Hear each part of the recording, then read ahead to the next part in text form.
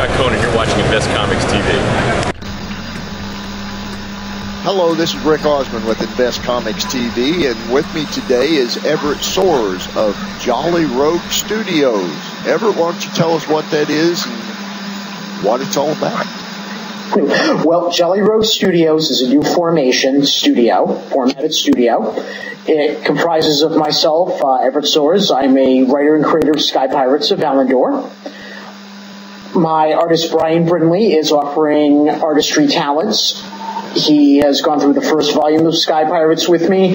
He's also a role-playing game journalist, illustrator. Alex Rivera, who is my staff inker. Jenna Margot, who is in shadings. Amy Haley, who is our editor, script editor, story editor, continuity editor. Susan Soares, promotions, who is my wife. No relation to there, honest. And we have George Burnett, who is our web designer. And on top of all that, am I missing anyone? Steve Custer. And Steve Custer, who is our graphic designer. He puts together books, makes the book look really good for the reader. And all of these services we're offering to comic book creators and people who want to get their project off the ground, but is missing a key component in either their team or are looking for story editing, graphic design, web design. We have the resources to help them get their project up and running. And our motto is, let the dreamers dream, let us do the creating. Nice job. So you have some properties in process, and you're looking for outside properties as well. So could you tell us how that process works? Well, basically, they can contact us at jollyroguestudio.com, submit to us what they're looking for. We have our list of pricing right there on the site, and this allows them to go through the services that we can handle from soup to nuts for them. If they're looking for that particular, if they're looking for an entire team, are they looking for promotions, web design, and we can go through all of our pricing with them and basically help them get their idea up and running so it looks like a really good polished product to present to their customers. Excellent. So what brought you to this point? I'm sorry, go ahead. Oh, just wanted to add in, we are not a publisher. We're a studio that helps the publisher, the self-published look good. And what brought us to this point? Well, we were working under Free Lunch Comics, and they were our studio at the time. And Free Lunch Comics stopped producing books. So we decided to become self-published with Sky Pirates of Valandor with our creative team. And to help basically bring money into the studio, help keep things going, and help our main line, Sky Pirates, keep going, we're offering these services not only to subsidize the studio and keep Sky Pirates going, but to also help those who need help get going. Say they have their own comic book line that they want to get going, we're going to offer them the labor to help it get going. Excellent. And the prices, I haven't looked at the price sheet yet, but I'm guessing it's right in line with the industry. Yes, it's right in line with the industry, and we're offering certain services that are not there, such as conceptual feedback on script ideas, script editing, read-throughs, feedback that you wouldn't necessarily get in the industry or from editors. Because the industry standard is, okay, you have an idea, I'm not going to give you my 2 cents about it. You have to figure that out on your own. So starting off in this industry is basically a trial by fire for a lot of people. So we want to help them out and basically get them a polished work. And it ranges everything from pencils for $60 a page to inks to about $50 a page. And I help writing scripts for $10 a page. And then we start working on web design. All right, so you have, I've looked at the website, I've looked at the Sky Pirates of Valandor, if I'm saying that correctly. Yes, you're saying it correctly. And I'm impressed with the comic, I'm impressed with the website, and I'm also impressed that you have video trailers up about the book. That's something we started off with the first series.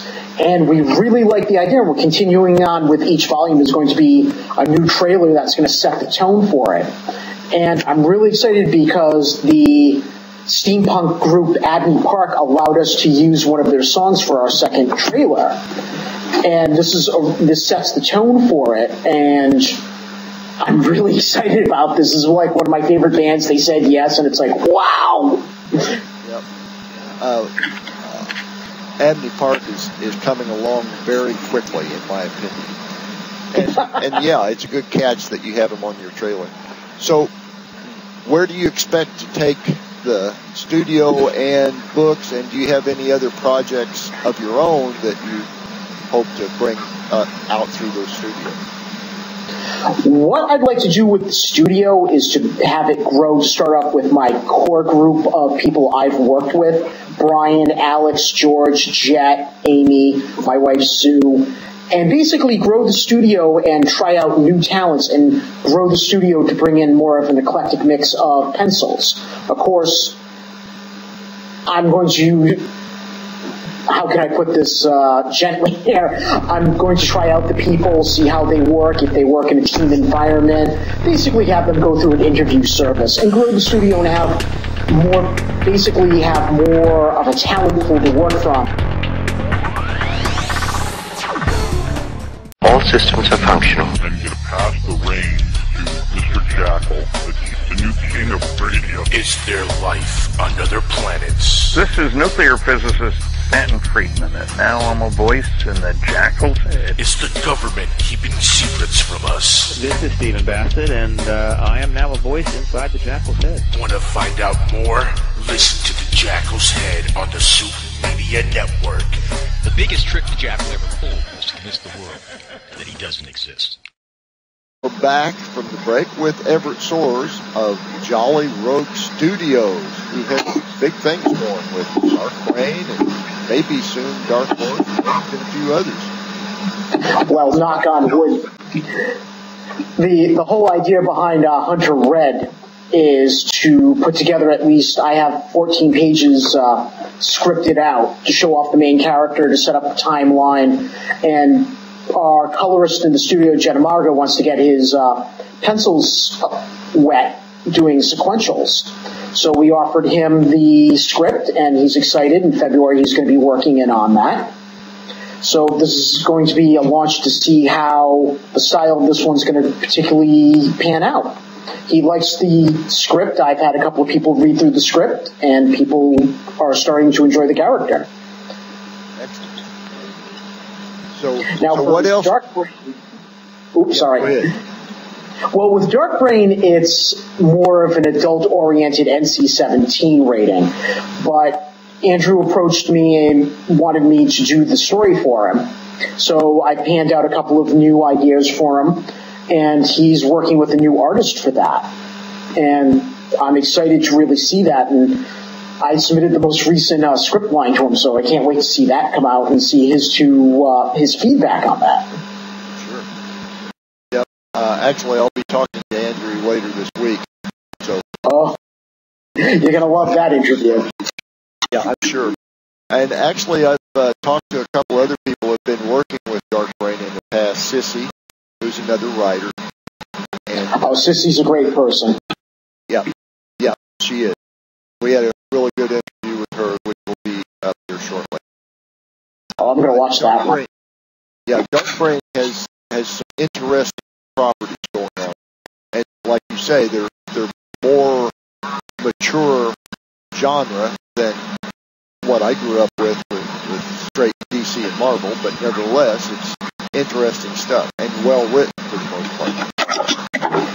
Yes, he's got quite a few properties that are well written. He's got some great talent under his belt. I hope that we can keep the website going, and I hope to keep his dream running. You know, he's a great guy to work with. He's one of the easier editors I had to work with. I pitch an idea to him, and he gets excited about it and goes, "We got to do this. This is great. Let's march on this one. Let's go in this direction." It's like, okay, Andrew. It's like I have no resistance with him.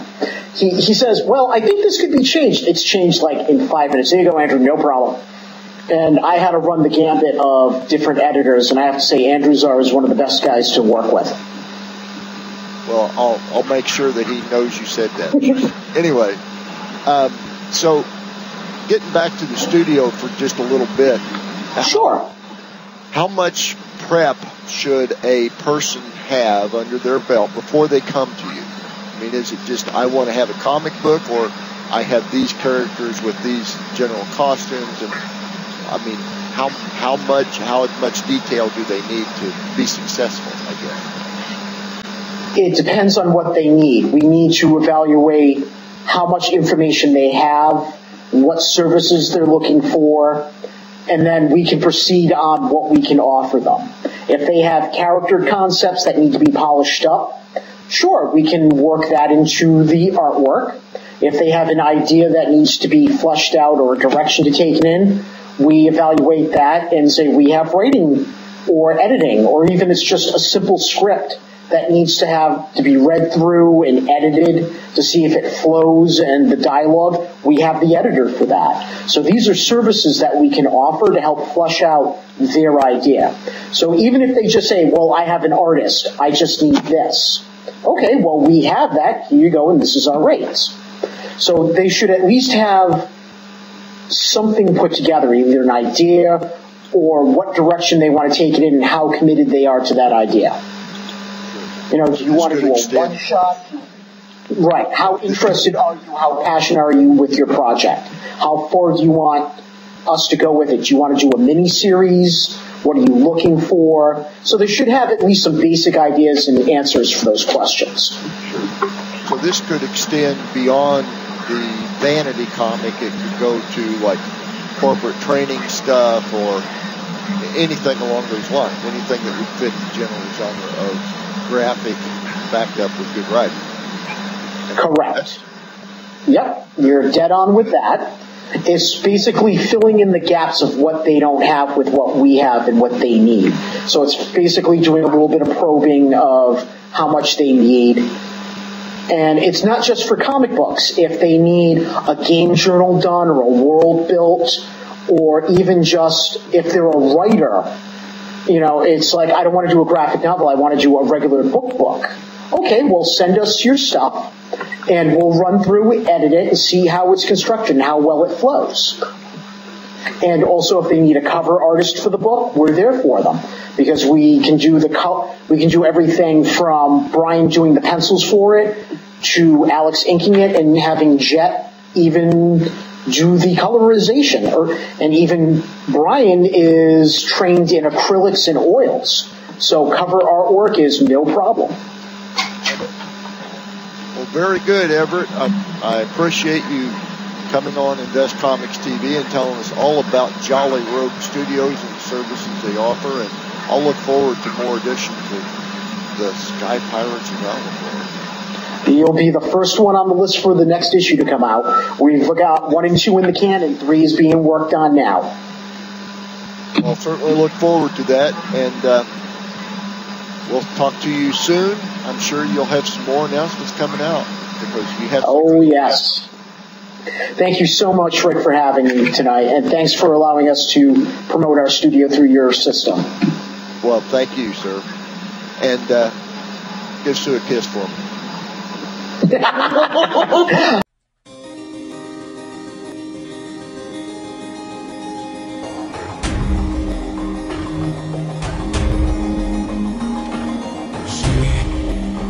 Watched over me.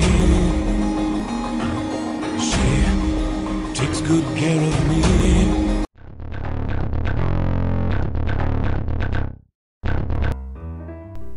Here's a riddle for you. What do the California gold rush of the 1850s, secret societies, coded messages, mysterious 19th century flying machines, and an early 20th century outside artist named Charles A.A. Delshaw all have in common? The Secrets of Delshaw by Dennis Crenshaw and Pete Navarro.